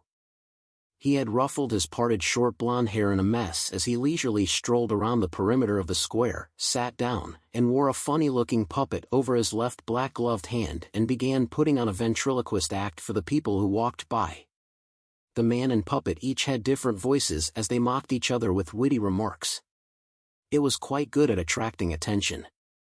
The only problem was that it was done in the Indus language and not Duttonese. Few people understood it, so after standing around to watch for a moment, they walked off. Klein focused on the Fog Sea's strongest hunter with the same expression as before. His eyes betrayed how deep in thought he was. East Balham, in the temporary office for Soist's Red Gloves. Cindy, who had long, wine-red hair, walked in with a few telegrams as she said excitedly, "New clues." "What clues?" Soist put down the white porcelain coffee mug in his hand as Leonard and Daly cast their gazes to the door. As Cindy handed the telegram to her captain, she said, "Emperor Roselle's quote, 'Wherever he steps, whatever he touches, whatever he leaves, even unconsciously, will serve as a silent witness against him,' really makes sense. We've found people witnessing Entangled in several places, forming a complete trajectory. From this, we've realized that Ensangwil's thoughts seem to be contradictory. He often approaches the colonies of Intis, staying for a short moment, before leaving it. He then approaches it once again and leaves it repeatedly as though. Isn't this what Klein mentioned? That his actions are inconsistent? Leonard was delighted as he offered a better description for Cindy, as though he's oscillating. Yes, oscillating. Cindy heaved a sigh of relief and began describing the findings. In addition, Ensangwil has killed a few Intis military spies and has purchased several Beyonder ingredients. It's unknown what he's trying to do. Leonard deliberated and said, which pathways Beyonder ingredients are being bought by Ensangwil? They are from the warrior, hunter, and bard pathways. Cindy pointed at the few telegrams that Captain Soest was reading. Indeed, there's the hunter pathway. Having failed to find an excuse to get his teammates to take notice of hunter-related clues, Leonard exhaled silently and no longer had any doubts regarding Klein's theory. He believed it to be the truth. Next, how should I make everyone realize that Ince has been possessed by an evil spirit of the hunter pathway? Leonard fell into deep thought. He waited until Soest finished reading the telegram and handed it to the other teammates before he came up with something. He decided to take a risk. Before he spoke, he subconsciously glanced at Daily Simone. Dressed in a spirit medium's attire, this lady lowered her hand slightly, indicating that he shouldn't be too anxious, and to stop whatever he was about to attempt. Ma'am Daly is telling me that it isn't time, that I should wait for a better opportunity. Amidst his hesitation, he saw Daly flick the telegram in her hand and looked around the room. I have an idea. What is it? Soest asked. Daly smiled. I suspect that Ensangwil is possessed by an evil spirit. She just said it like that. She will be suspected. Leonard jumped in fright. Without waiting for Soest, Cindy, and company to raise their doubts, Daly continued, Ensangwil was once a gatekeeper, and now, he's a night watcher. His body can accommodate evil spirits and use their powers. Furthermore, he also has 0-08's help. If I were him, I'd definitely try to seek out stronger evil spirits and raise my strength as much as possible. This way, before he obtains complete control over the evil spirit, there will be backlashes. Ensangwil will take actions that seem contradictory. This can explain what's mentioned on the telegram. In addition, haven't we been puzzled as to why Ensangwil has been trying to contact important members of the numinous episcopate, and we had come up with various theories? Perhaps getting them to help him exorcise, purify, or completely control the evil spirit is his goal. Soest thought for a moment and deliberated over his words. That possibility cannot be ruled out, but this is fundamentally a subjective theory of yours. How did you come up with this? Which details gave you the inspiration? Leonard became nervous as Daly chuckled. This is a woman's intuition. It's just like how I know your thoughts, as well as those of the rest of you at times. Besides, since this is a discussion and analysis, we should list down all the possibilities. We should then eliminate the possibilities based on the actual investigations. This will aid us in finding the correct answer. Therefore, we need to let our thoughts wander. No matter how ridiculous the idea is, we must dare to propose it. From the various details we obtain from our feedback, I believe my theory is the most likely one. Ma'am Daly sure is good with words. At least, she has convinced me. She raised the theory of an evil spirit's possession to protect me and direct the risk towards herself. On this matter regarding Ensangwil, she seems willing to take on everything. Leonard became enlightened as he felt poignant. After hearing Daly's reply, Soest nodded slightly. Indeed, since this is a discussion, we shouldn't limit our thoughts. The possibility of an evil spirit possession scenario is quite high. I'll report this to Her Excellency Goddess's Eye. I'll leave it to the Archbishop and high-ranking deacons to decide the subsequent investigations. After all, we know too little about 0-08. The Red Gloves team led by Soest discovered Ensangwil's abnormalities from the feedback from various telegrams. Daily Simone used this opportunity to mention the assumption of an evil spirit's possession and had received a unanimous agreement. She claimed it to be a reasonable theory, but she was already in the know. She had learned it from Leonard Mitchell, who has a parasite, and Leonard Mitchell's information source came from a letter sent by Rionette Tinker. Who could be the one who mailed it? Meanwhile, Leonard Mitchell and Daily Simone had already suspected that the evil spirit possessing Entangled belongs to the Hunter pathway. A classic quill dabbed in black ink was writing rapidly on an ordinary notebook as though it was held by an invisible hand. Suddenly, a silently pale hand reached out and grabbed the quill. The owner of that hand had dark blonde hair with facial features akin to a classic sculpture. One of his eyes was so blue that it was nearly black, and the other was filled with small but obvious blood vessels. He lowered his wrist and continued writing, but is this the truth to the matter? Will everything develop according to what Daily Simone, Leonard Mitchell, and Soist's Red Gloves team have in mind? In the forsaken land of the gods, in Noise City which couldn't be illuminated by the lightning. The figures looked over without making any sound, giving Derek a fright. He nearly stopped the illumination effect as he dodged to avoid facing them directly. However, having trained from a young age, and with his experience over the past year, he didn't end up flustered. He didn't rush to end it as he forcefully held back his horror and waited for the chief to give the next order. Two dark green, complicated symbols appeared in Colin Iliad's eyes. He took in the streets that were blanketed with faint mist and the seemingly normal figures which didn't take any action. Suddenly, he grunted and genuflected, his hands grabbing the two swords that were stabbed in the ground. At the back of his neck, his bluish-black skin swelled a little as indescribable and complicated mysterious symbols appeared. They were half illusory and half real as they crept to either higher or lower levels. At the same time, Shepherd Lovia let out a painful grunt as she raised her hands and held her head, vomiting some blobs of squirming flesh and blood. Her palms and her body seemed to have silver armor strangely appear, overlapping on top of her. "Stop," Demon Hunter Colin muttered softly 1 second later. Derek hurriedly ended the illumination and allowed the thin mist to cloak the figures, allowing the dead silence to once again blanket the ancient Noise City. Everything quickly returned to its former form as Colin Iliad slowly got up. He cast his heavy gaze at the tower, cathedral, and other buildings that could barely be made out through the thin mist. "It's a bit different from my last expedition.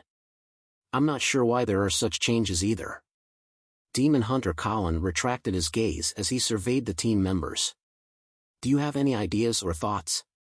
Shepherd Lovia had already crouched down to pick up the blobs of flesh and blood that had fallen to the ground. However, she wasn't in a rush to stuff them into her mouth, to munch on them before swallowing. She offered, "We can change directions and explore Noise City's other entrances. Perhaps we might discover something." She had been maintaining her silence and kept the attitude of a spectator the entire journey. This was the first time she was voicing out her thoughts and giving her point of view. Chapter 939, Bait. Colin Iliad glanced at Lovia without giving a direct response. After he pulled out the two swords in the ground, he nodded and said, "Okay." The group of 5 circled around Noise City's perimeter, making a few attempts to enter, but they were frightened away by the seemingly normal but silent city's carrying out of its daily routine. They didn't dare to venture in. With the frequency of the lightning reducing, and how darkness was slowly beginning to rule the world, Colin took a deep look at Noise City for a few seconds and said, "We will first set up a small camp. We will continue when it's daytime." The so-called daytime meant when the frequency of lightning was relatively higher, keeping the moments of darkness to a minimum. The expedition team members didn't object to it. Soon, they set up a simple camp by the riverside amidst a series of rocks. At the extreme end of the camp, there was a huge boulder providing them with shelter so there weren't any worries about rain. A bonfire was burning with all kinds of strange creature carcasses piled to the side. From time to time, they would be thrown in as timber. Colin, Lovia, and company sat around the fire, eating the rations they had brought and the monster corpses that had been proven to not cause serious harm. As the fat sizzled from the roasting, Chief Colin Iliad from the 6-member council looked at Derek Berg and said, "We shall inspect the camp first. We'll switch when they're done with their meals." If this were any other time, Derek wouldn't have thought otherwise. But now, the first thought that came to mind was, the chief wishes to speak to me in private. All right. Derek stuffed the remaining piece of meat into his mouth and lifted the thunder god's roar at his side. The piece of meat was clearly already ready, but it still presented a ghastly green color. After coming to the dark edge of the camp, Demon Hunter Colin said in a deep voice, his tone unchanging, "Noise City is more sinister and dangerous than I expected. I'm wondering if you have any views on what we should do next. I know nothing about this place. I'm also lacking in experience. Why is Chief asking for my views?" Derek was instantly taken aback, wishing to raise his left hand to scratch the back of his head. He then recalled the few times he had spoken with the chief while they were in the City of Silver.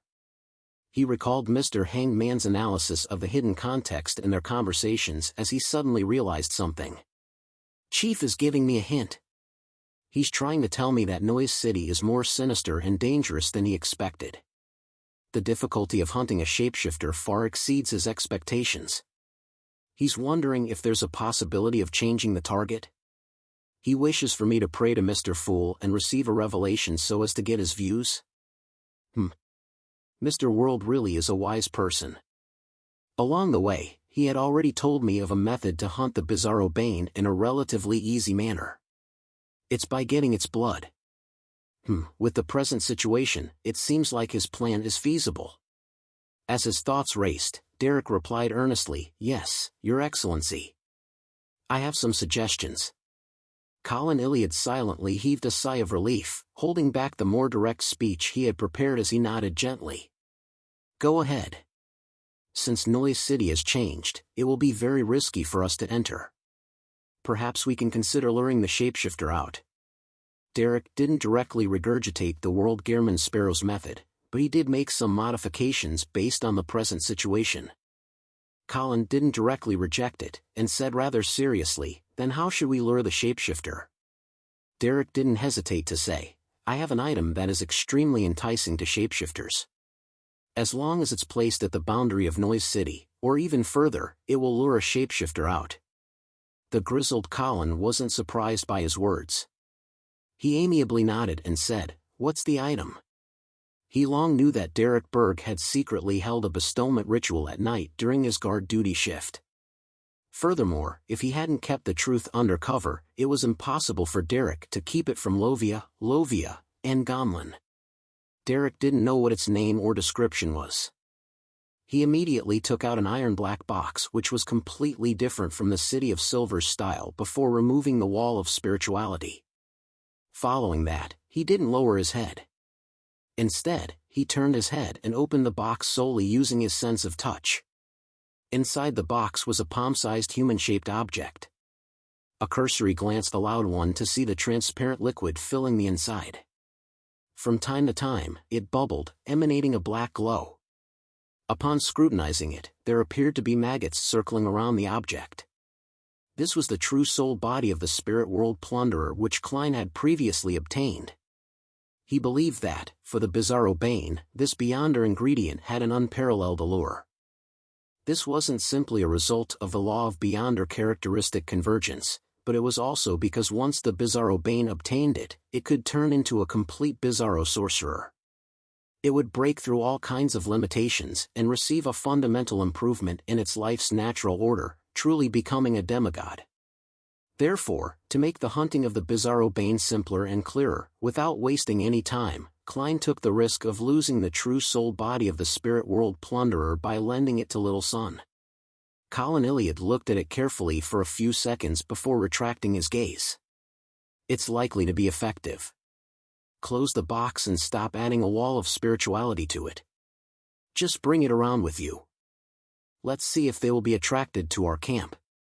"They?" Derek subconsciously asked. Colin, with a few old scars on his face, revealed a smile. "Do you think there's only one shapeshifter in Noise City? If this item's level was lacking, I would even be worried that it might attract more terrifying monsters. Derek wore a look of shame as he scratched the back of his head. Following the chief's instructions, he closed the iron-black square box's lid, stuffing it into a concealed pocket in his clothes. In the patrol that followed, he kept a high level of vigilance, but no shapeshifter attacked. After a while, Lovia, Leger, and Gonlin took over their mission as Derek sat back beside the warm fire. At that moment, he heard cawing as 7 to 8 red-eyed ravens flew over and spiraled in midair. This brought about an indescribable sense of horror. Colin Iliad drew his sword and looked up. Suddenly, his heart stirred as he quickly cast his gaze to Derek Berg.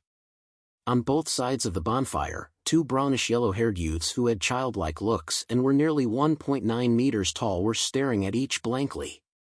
Colin's eyes narrowed as he immediately shouted, "Illuminate!" One of the youths was taken aback. After a moment of enlightenment, pure, warm sunlight was emitted from his body.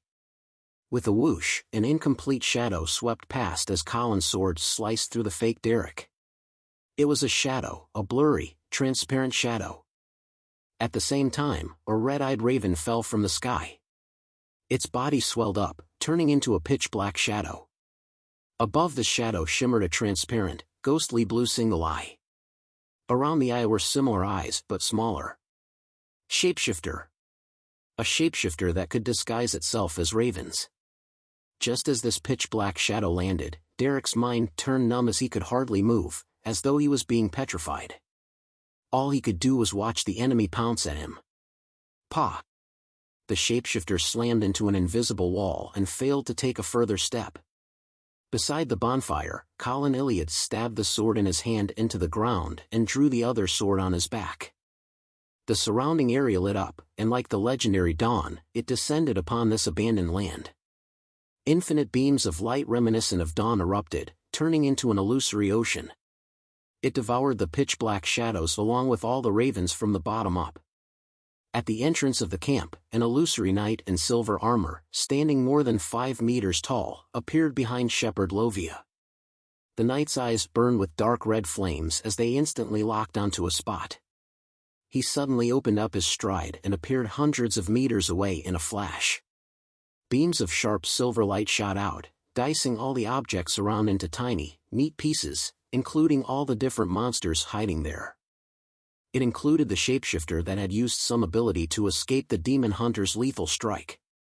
The monster hadn't died as it switched its true body once again, but the pure, bright light of dawn descended once again, completely drowning a huge area. After the light of dawn turned faint, Colin Iliad in his brown coat appeared with 2 swords in hand. He calmly watched as points of light gathered above the ground which was covered with cracks. Black-red blood which had mostly evaporated was slowly dispersed. Success! As Derek reeled in delight, he hurriedly sealed the black square box with a wall of spirituality. Colin immediately stabbed the 2 swords into the ground, took out 3 metal bottles that had been emptied of their potions, and filled them with the blood on the ground. While waiting for the ingredient to take form, he said to Lovia and company with his usual expression, "I have a use for the ingredients left by the shapeshifter. I wish to directly make an exchange for them." In the City of Silver, there were typically 2 ways to handle the spoils from such expeditions. First, it was to bring it back and give it to the city and exchange it for the corresponding contribution points. The distribution depended on the amount of effort put in during the expedition. Second, if it wasn't something especially important, and if it had caught the fancy of a member of the expedition, they could directly make an exchange for it with equivalent items or contribution points. "I have no objections," Leger and Gonlin answered in unison. Lovia didn't say a word as a form of tacit consent. After the illusory silver-armored knight returned, she turned her head and looked towards the bonfire where Derek Berg was with a deadpan expression. In East Balam, in the temporary office for the Red Gloves. Soist surveyed the area and said to all the team members, "Her Excellency, Goddess's Eye, has ordered us to investigate the sale of Hunter Pathway ingredients in the local and surrounding cities, as well as any disappearances or deaths of Beyonders of the same pathway. She agrees with Daly's guess, and she suspects from the death of the Intis spies that it's an evil spirit of the Hunter Pathway. Of course, we mustn't ignore any abnormalities since it's only one possibility. There's also another thing. We only need to do the gathering of information and to ignore everything else. We will not delve deeper into the investigations. It's an order by Her Excellency, Goddess's Eye. Got that? Yes. Cindy and company replied. Soest looked at Leonard and Daly before retracting his gaze and said heavily, "Move out." Chapter 940, A Story. After leaving the local Nighthawks' base, which was disguised as a private detective office, Leonard glanced at Daly Simone, who had suggested to team up with him. Where do we begin? Any suggestions? Dressed in a spirit medium black robe with her hood pulled over her head, Daly Simone, with an uncanny beauty and mature air, shot Leonard Mitchell a glance. This is when a gentleman's decisiveness and style should be showcased. Leonard looked at his left hand, which was wearing a red glove. He deliberated and said, "If we begin by following Captain Soest's arrangements, that might allow us to find some clues, but it's not necessarily useful. I suspect that Her Excellency Goddess's Eye knows that. She's only giving us something to do in order to confuse Ensangwil." "Why do you say that?" Daly wasn't joking as her expression wore a rare, solemn look. Leonard glanced to his sides as he said in a heavy voice without realizing it, "Based on what I know, 0-08 has the characteristic of once you know it, it will also know you. We shouldn't be influenced while staying on the periphery of its perception since we aren't sure of its real name or powers, and only use the code name we gave it. But as Red Gloves who are pursuing the numinous episcopate's matters, and having discussed Ensangwil many times, I believe our situation has already been grasped by 0-08. This way, Ensangwil should know that his abnormal state has been exposed. From that, he will avoid us by creating coincidences." Daly recalled the information regarding Ensangwil and nodded. Soest had also mentioned this problem in the beginning. However, he didn't verbalize it as clearly as you did. It's still in the stage of backward inference from a result of failures. Therefore, Her Excellency Goddess's Eye has gotten us to investigate the situation of the nearby district's hunter pathway beyonders and ingredients, and pretending as though nothing is confirmed. In the meantime, Her Excellency is preparing the usage of some corresponding items to lay a trap for the moment when the evil spirit gains control over Ensangwil and thus appears. Leonard turned his body and spoke as he walked. "That's probably the case, but I suspect that it's unlikely for 0-08 to not know of it." Daly followed diagonally behind as she said in thought, "I believe there's still a chance for success. Don't forget that one of the honorific names of the goddess is the Mother of Concealment. That can counter 0-08. The Church has a high-ranking member or sealed artifact that can counter 0-08. It's no wonder 0-08 was once obtained by the Church and sealed under the Holy Cathedral." Leonard's eyes lit up as he came to a realization. Daly nodded very slightly as her expression turned soft. A few seconds later, her pupils contracted as she blurted out, "Do you think our discussion has caught the attention of 0-08? Leonard's expression fell, but he didn't dare confirm anything nor shake his head. He and Daly looked at each other, looking back and forth as they fell silent for a moment. In a particular room, a slightly pale hand flipped a notebook to its very first page, then it flipped one page after another. After leaving Bansi Harbor, Sauron Einhorn Medici, who had obtained a certain object, was no longer only stubborn or only capable of instinctively conspiring. After repeated struggles and resisting, Ensangwil and he had obtained a truce and had even decided on having a limited cooperative effort so as to achieve each other's goals. To an evil spirit of the Red Priest pathway, such a promise cannot be guaranteed to be effective, but Ensangwil no longer had any other choice. From his point of view, this series of matters had many coincidences, but fundamentally, this was inevitable. At the very least, Sauron Einhorn Medici was many times better at creating stories than him. After confirming the destination to be the southern continent's East Balam, Ensangwil boarded a ship to the Berserk Sea. Every time, he would enter the Intis colonial islands, irrationally provoking the official Beyonders and hunting Beyonders from the hunter pathway. Then, before danger arrived, he would quickly regain lucidity, cover his tracks, and flee far away. This might seem like a coincidence, but the problem is when it's the same coincidence every time. Is it too much of a coincidence? From the perspective of logic and reason, too many coincidences imply that certain elements or rules were secretly in existence. The reason Wyans was able to do that was because he had written the words above. Using the quill of Alzahad, he naturally allowed himself to switch between the two states of being possessed by an evil spirit and self-autonomy. What a scheming fellow! This wasn't only directed at Entangled, but also at Sauron Einhorn Medici.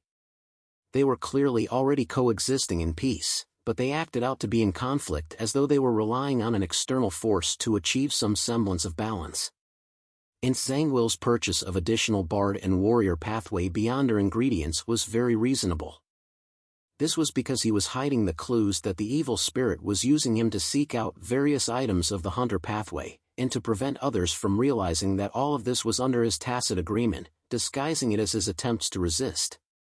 In addition, the bard and warrior pathways had the ability to resist the dead and exorcise evil spirits. As long as a clever person were to think it over carefully, they would undoubtedly notice this and verify that Entangled was being possessed. After numerous provocations, the Iron and Blood Cross Order's Tony Down finally locked onto Entangled and began pursuing him. During this process, this war bishop, who had made his goal to become a conqueror, showed off his powers without any restraint. When a storm happened to stop his pursuit, he appeared on a ship filled with ordinary people in an eye-catching manner before pulling out the fellow disguised as Entangled.